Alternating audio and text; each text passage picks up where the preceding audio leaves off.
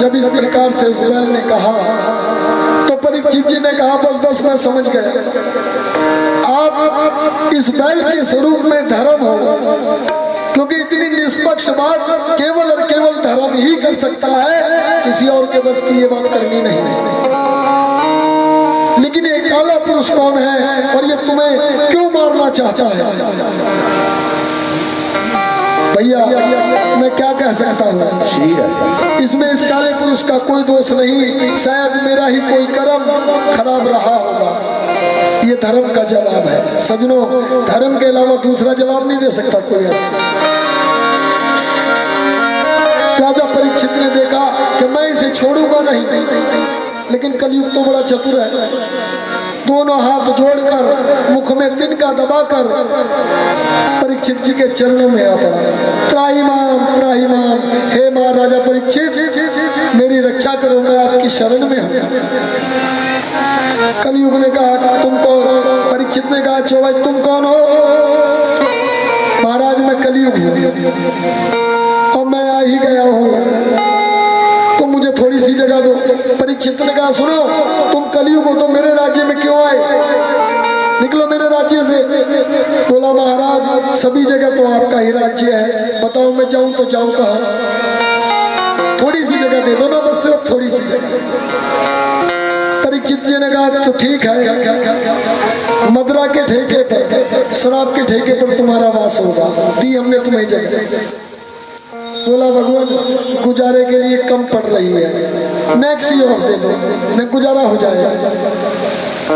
परीक्षित ने कहा तो ठीक है, वैश्याओं के कोठे पर भी तुम्हारा ही शासन होगा, और बताओ। इसने कहा प्रभु अभी भी कम है, थोड़ी सी जरा और गुंजाइश मिल जाए तो मेरा भी गुजारा हो जाए आपके राज्य में।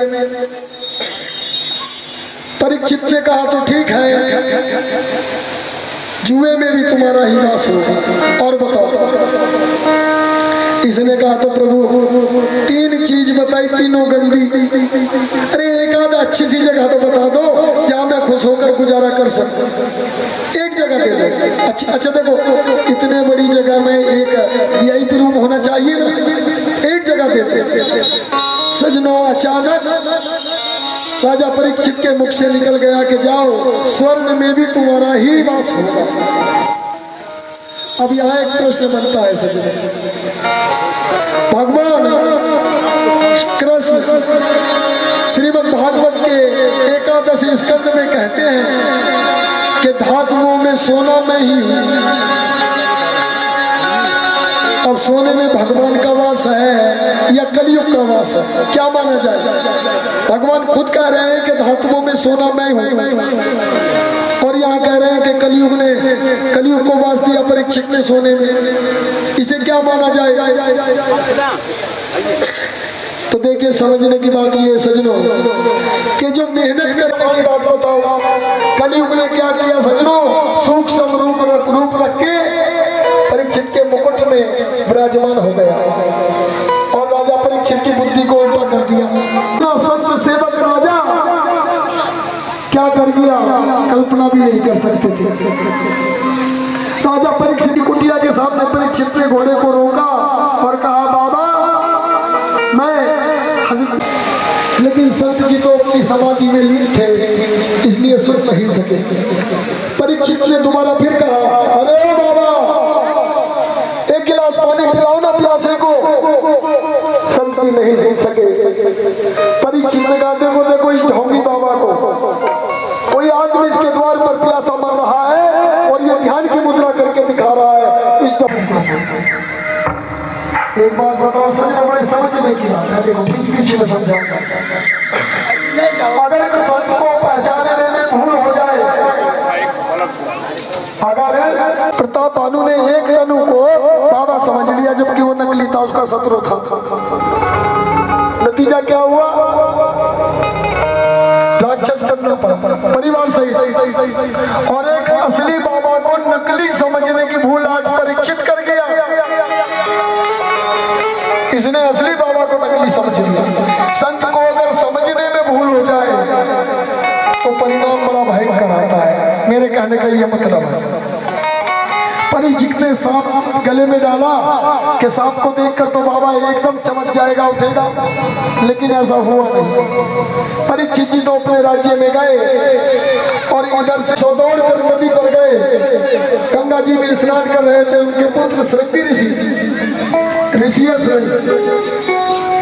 श्रृंग को जैसे ही बच्चों ने बताया कि एक राजा महर्षि के गले में सर्प डालकर चला गया, ऋषि श्रृंग जहाँ ले चलोगे वही मैं चलूँगा, जहाँ ले चलोगे वही मैं चलूँगा, जहाँ ले चलोगे वही मैं चलूँगा, जहाँ नाथ रख दोगे, जहाँ नाथ रख दोगे वही जहाँ ले चलोगे वही मैं चलूँगा।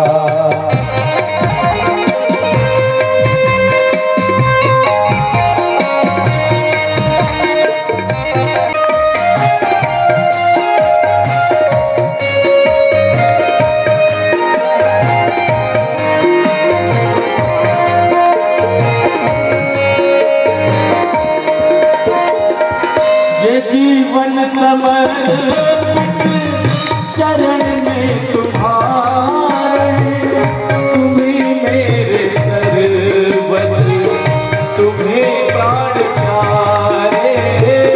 ये जीवन समर्पित चरण में तुम्हारे, तुम्हें मेरे सर्वस्व, तुम्हें प्राण प्यारे। तुम्हें छोड़ कर ना, तुम्हें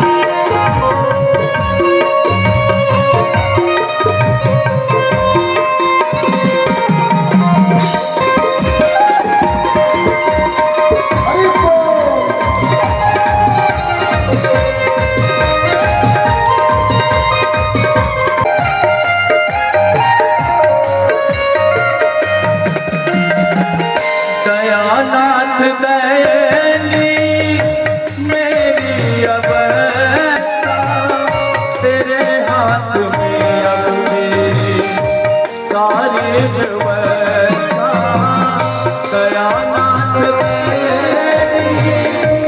मेरी अवस्था तेरे नाथ में अब मेरे चलोगे वही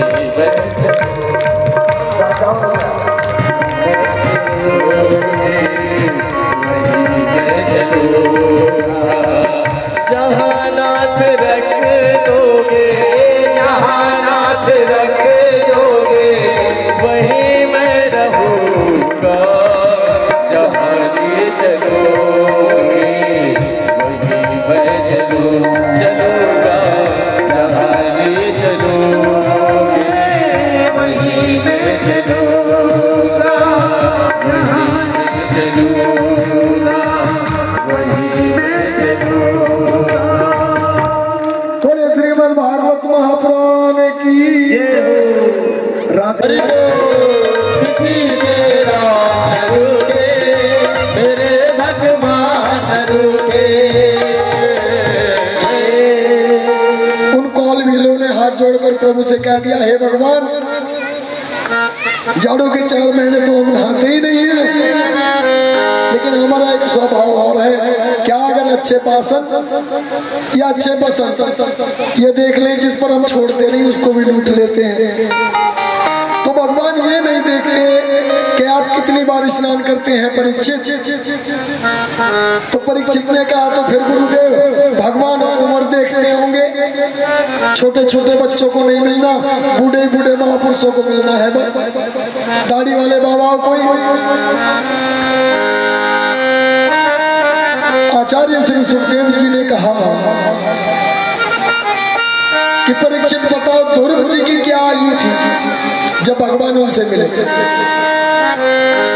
ध्रुव जी की उस समय 5 वर्ष की उम्र थी जब भगवान उनको मिले। परीक्षित ने कहा, तो भगवान उसे ज्यादा मिलते होंगे जो ज्यादा पढ़ा लिखा होगा। आगे संस्कृत में अंग्रेजी में बात करता है। सुखदेव जी ने कहा, बोले सुनो, विद्या गजेंद्रस्य, क्या ये गजराज पढ़ा लिखा था? जिस गज को गिरहा से छुड़ाया भगवान ने, क्या वो हाथी पढ़ा लिखा था?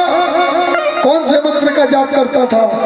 लेकिन सज्जनों, हाथी ने गो कहा और भगवान वैकुंठ से चल दिए, और बिंद कह नहीं पाया उससे पहले मेरे गोविंद उसके सामने आ गए। भगवान ये नहीं देखते कि तुम्हारी डिग्री कितनी है, तुम कितने पढ़े हो, ये नहीं देखते।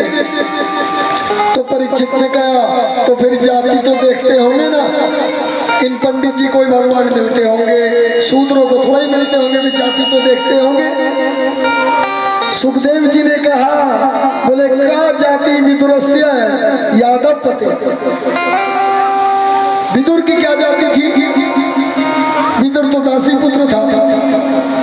भगवान अगर जाति देखते तो विदुर के घर साग कैसे खाते? क्यों खाते वे साग? भगवान ये नहीं देखते कि तुम्हारी जाति क्या है। तो परीक्षित बोले कि उन्होंने दासी पुत्र विदुर के घर साग कैसे खाया है भगवान, ये मुझे विस्तार से बताइए। आदरणीय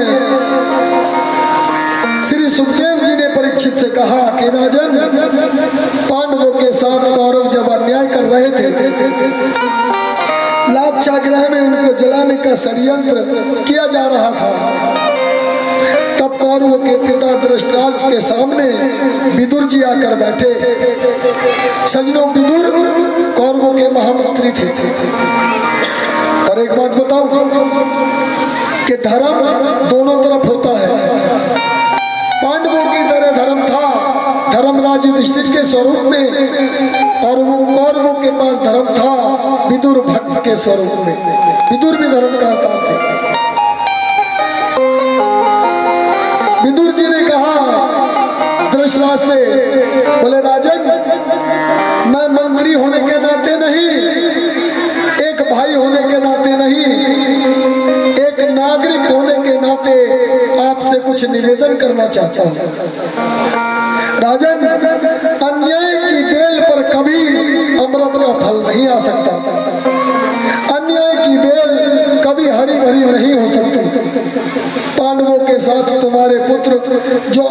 रहे हैं तुम उसे रोको, रोको वरना अनर्थ हो जाएगा। एक बात बताता हूँ राजन कि पांडव कमजोर नहीं है, केवल वो तुम्हारा आदर करते हैं इसलिए कुछ नहीं बोलते।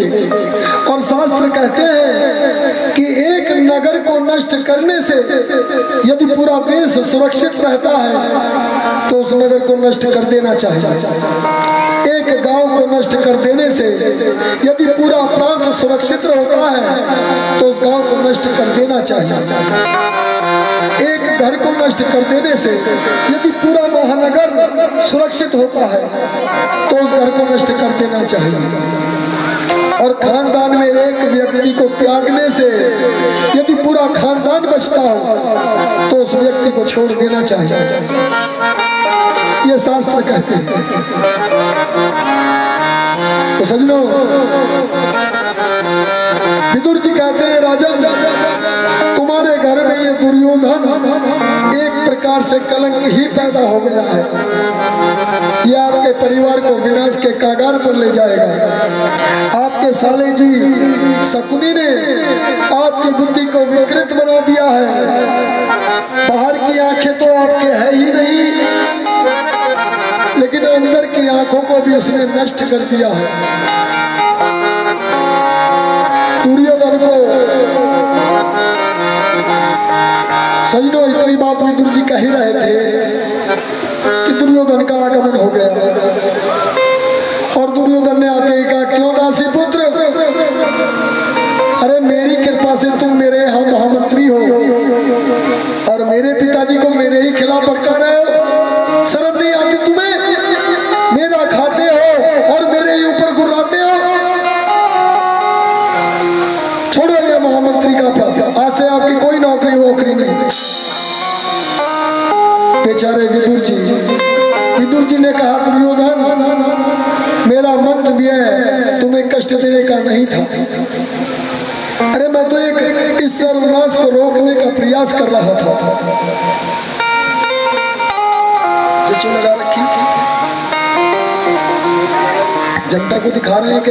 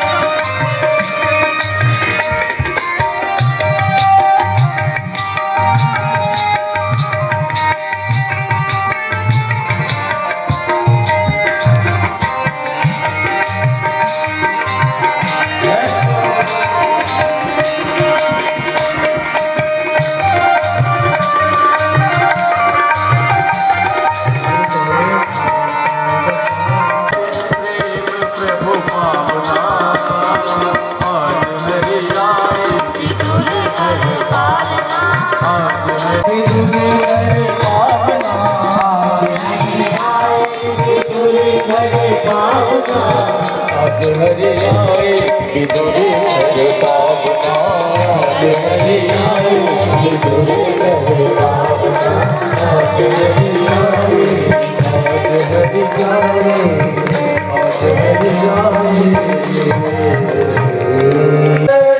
जय जय श्री राम। प्रिय शांत बुद्धि है, अभेद बुद्धि। अभेद बुद्धि माने अदिति। अदिति की कोख से देवताओं ने जन्म लिया और दिति की कोख से राक्षसों ने जन्म लिया।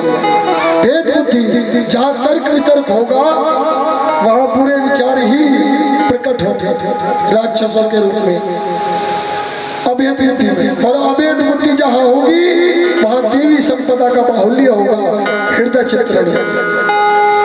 तो सजनो, दिति और अदिति इनकी दो पत्नियां थी।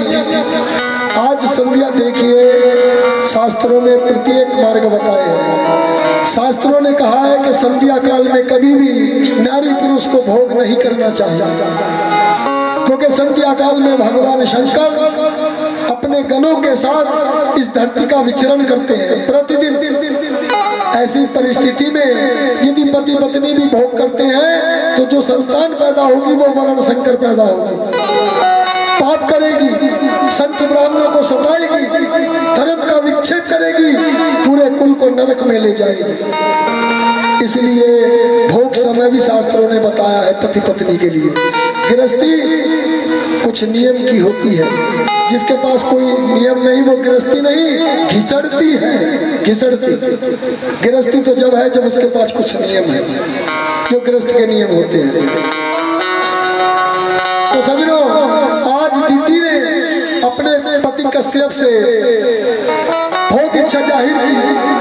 कश्यप ने ज्ञान देकर दिति को समझाया, प्रिय, भोग विलास के लिए ये समय उपयुक्त नहीं है, इस समय भोग अच्छा नहीं। किंतु कामातुर दिति अपने को रोक ना सकी और कश्यप भी उसके अनुग्रह पर उसके आगे झुक गए। और सजनों, कश्यप ने कहा, दिति तुम्हारे दो पुत्र होंगे, लेकिन दोनों ही बहुत बड़े राक्षस होंगे, संतों को सताएंगे, ब्राह्मणों की हत्या करेंगे, गब्बों को मारेंगे और इस धरती पर अत्याचार बढ़ाएंगे। दिति ने कहा, ये बात है स्वामी। बोले, हाँ, थोड़ी देर आप अपने आप को रोक नहीं सकते। इस समय शंकर भगवान अपने गण के साथ घूम रहे थे, उनकी छाया पड़ चुकी है, इसलिए ये पुत्र ऐसे हुए। दिति ने कहा, तो स्वामी मैं इन्हें दुनिया में आने ही नहीं दूंगी, ये सताएंगे कैसे। दिति ने अपनी पतिव्रत धर्म की शक्ति से उन दोनों राक्षस बच्चों को अपने गर्भ में 100 वर्ष तक रोके रखा। 100 वर्ष लिखा है भागवत में सजनो। 100 वर्ष में उन राक्षसों का तेज इतना प्रकाशमान हो गया कि आकाश में जाने लगा और देवताओं को सताने लगा। आकाशवाणी हुई और दिति से भगवान ने कहा कि इनको जन्म दे।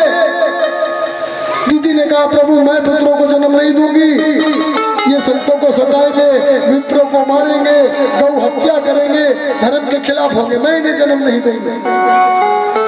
भगवान ने कहा, दिति तुम इन्हें जब तक जन्म नहीं दोगी तो मैं कैसे आऊंगा। तेरे पुत्रों का कल्याण करने तो मुझे आना है, अब इन्हें संसार में आने दे, फिर मैं आता हूँ, तू बिल्कुल मत घबरा। भगवान के आश्वासन पर 100 वर्ष के बाद दिति ने 2 पुत्र को जन्म दिया। एक का नाम है हिरण्यकश्यप और दूसरे का नाम है हिरण्यक्ष। सजनों, हिरण्यक्ष कहते हैं अहंकार को और हिरण्यकशिप कहते हैं लोभ को। जब तर्क बुद्धि होगी तो सतोगुण के संयोग से तर्क बुद्धि के साथ लोभ और अहंकार का जन्म होता है। आदमी यूं हो जाता है और लालच में बहुत कुछ करता है। एक बात बताऊं वैसे कि आज के युग में ये कहते हैं सब विज्ञान ने बहुत तरक्की कर ली। आज विज्ञान की कुछ भी तरक्की नहीं है। जो पुराने जमाने में विज्ञान था वो विज्ञान आज नहीं है, अभी तक नहीं है।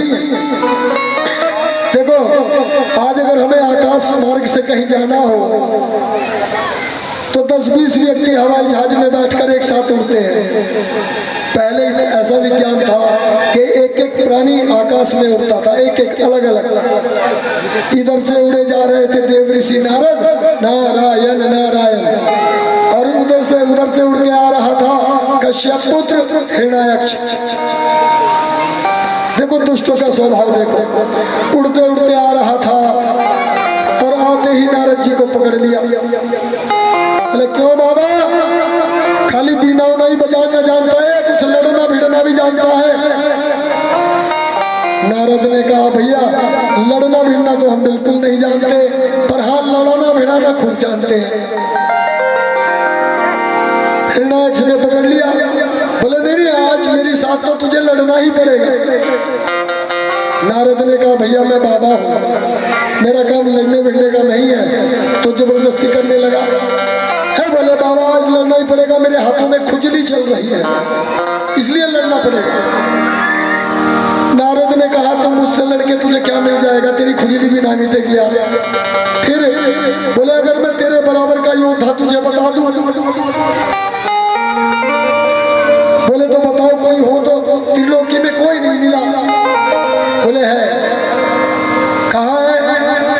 तो देखिए सजनों जब ये मद आया था ना हिरण्याक्ष पर, तो इसने इस पृथ्वी को ऐसे लपेट के, जैसे आप चटाई लपेटते हो, ऐसे लपेट के उठा के पाताल लोक में ले जाकर स्थापित कर दिया था पृथ्वी को। आज नारद ने कहा बोले तेरी बराबर का योद्धा है प्यारे, ऐसा योद्धा बताऊंगा कि तेरी ऐसी खाज मिटाएगा, ऐसी खाज मिटाएगा कि तुम्हारा कभी खाज आएगी ही नहीं। अच्छा कौन है बताओ? बोले चला जा समुद्र के किनारे, जिस पृथ्वी को तू रोक के आया था ना, बोले हम उसे लेकर आ रहा है वाहरा रूप में। चला जा, वो तेरी ऐसी खाज मिठाएगा कि दोबारा खाज आएगी नहीं। बोला हो तो देखते हैं। सजनों मैंने कल भी बताया था कि शंख और मूरख दूसरे के फूंकने पर ही आवाज करते हैं। बोलो राधे राधे।